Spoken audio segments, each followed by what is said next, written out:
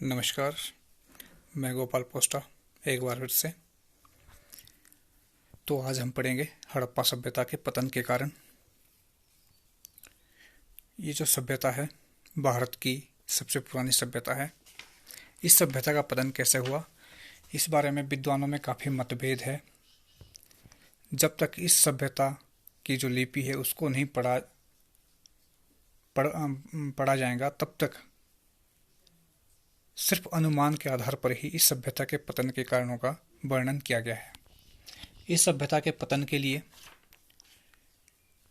पतन के जो लक्षण हैं 1900 ईसा पूर्व के मध्य ही दिखाई देने लगे थे, और तब तक हड़प्पा और मोहनजोदड़ो जो प्रमुख नगर थे नष्ट हो चुके थे। और इस सभ्यता का जो अंतिम रूप से पतन हुआ लगभग 1200 ईसा पूर्व के मध्य, यह सभ्यता पूरी तरह से नष्ट हो गई थी। इस सभ्यता के पतन के जो अनेक कारण है वो है, नंबर 1, आर्यों के आक्रमण। विद्वान है जैसे R.E.M. व्हीलर और गार्डन चाइल्ड, स्टुअर्ट पिगट, इनके अनुसार हड़प्पा सभ्यता का जो पतन है वो आर्यों के आक्रमण के कारण हुआ। वह तर्क देते हैं इसमें कि जो हड़प्पा सभ्यता के लोग थे उनके जो अस्त्र और शस्त्र थे वो कांसा तांबा धातु के बने होते थे, जबकि आर्यों के अस्त्र शस्त्र व लोहे के बने होते थे। हड़प्पा सभ्यता के लोग अपने अस्त्र शस्त्रों से आर्यों का सामना नहीं कर पाए, जिससे इस सभ्यता का पतन हो गया। दूसरा कारण है बाढ़, फ्लड। इसमें M.R. Sahni, George Dales, doctor Raikes जैसे विद्वान हैं, उनका कहना है कि यह जो सभ्यता थी सिंधु नदी और उसकी सहायक नदियों के साथ ही विकसित हुई थी। हर वर्ष इन नदियों में बाढ़ आती थी। भले ही उन्होंने, इस सभ्यता के लोगों ने अपने जो मकान है चबूतरे उठा करके बना लिए थे, पर फिर भी वह बाढ़ के प्रकोप से नहीं बच सके थे। बाढ़ के कारण कौन कौन से नगर नष्ट हुए थे? मोहनजोदड़ो, चन्हुदड़ो, हड़प्पा और लोथल नगरों का विनाश हुआ था। इससे क्या हो गया? इस सभ्यता का पतन हो गया। तीसरा जो कारण है विद्वान बोलते हुआ है भूकंप। कुछ विद्वानों का मानना है कि इस सभ्यता का जो पतन है वह भूकंप के कारण हुआ। हड़प्पा सभ्यता का जो विनाश है वो भूकंप से हुआ, क्योंकि यहाँ पर काफ़ी पैमाने पर भूकंप आया होगा, जिससे इस सभ्यता का नामो निशान मिट गया। जिससे भूकंप के कारण नदियों के मार्ग भी बदल गए होंगे। इस कारण अनेक बस्तियां उजड़ गई और इस सभ्यता का पतन हुआ। चौथा जो कारण है वो है अग्नि।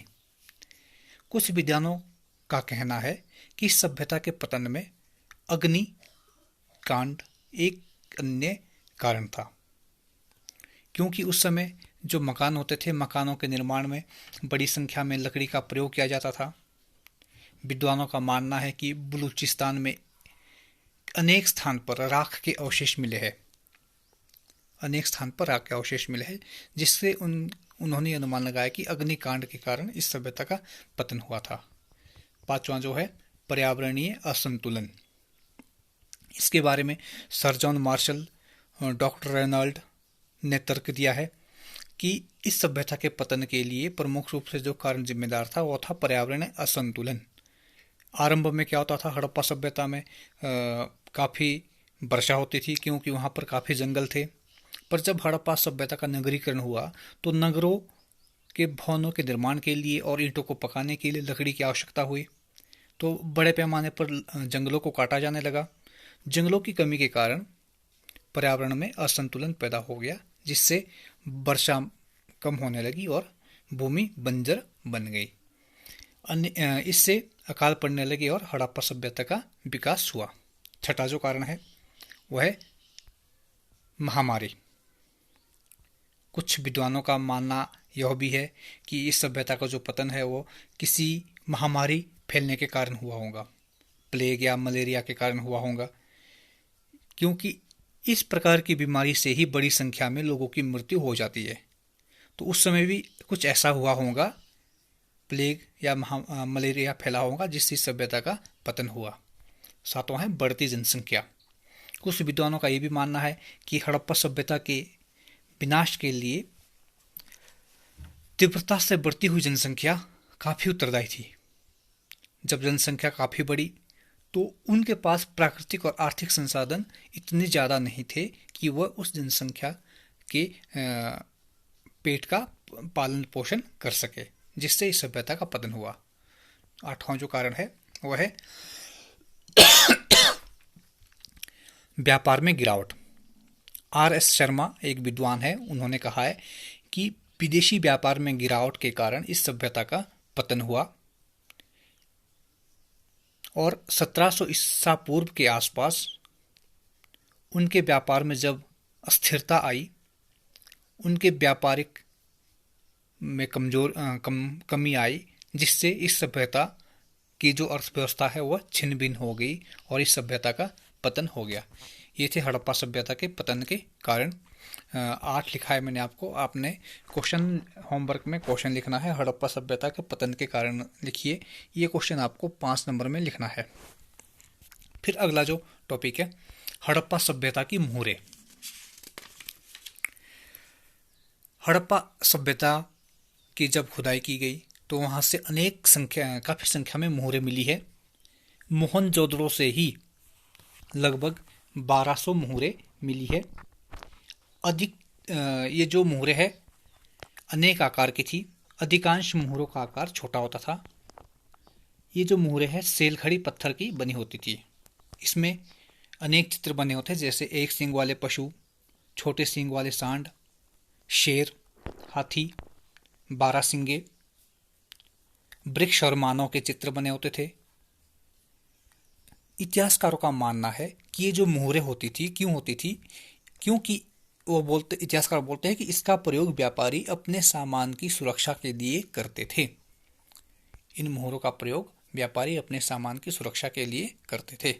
तो आपने इसका क्वेश्चन लिखना है, हड़प्पा सभ्यता की मोहरे पर संक्षिप्त नोट लिखिए या हड़प्पा सभ्यता के मोहरों का वर्णन कीजिए।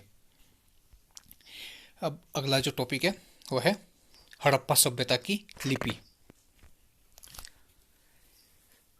हड़प्पा सभ्यता की जो खुदाई की गई वहां से अनेक मोहरें मिली है, तांबे के औजार मिले हैं, आभूषण मिले हैं,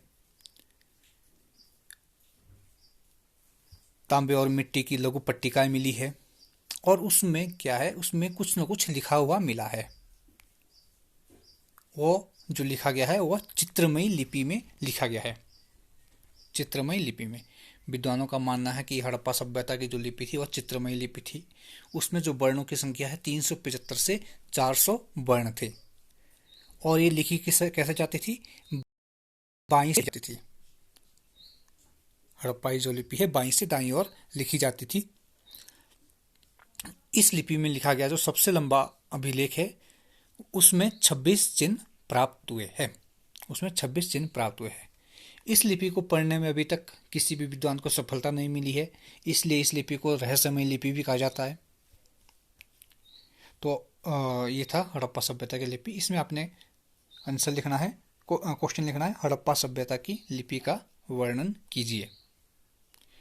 तो धन्यवाद। और अगला जो वीडियो आएगा उसमें हम पढ़ेंगे हड़प्पा सभ्यता की देन क्या है। हड़प्पा सभ्यता जो ये हमने अभी तक पढ़ी इसकी देन क्या है। धन्यवाद।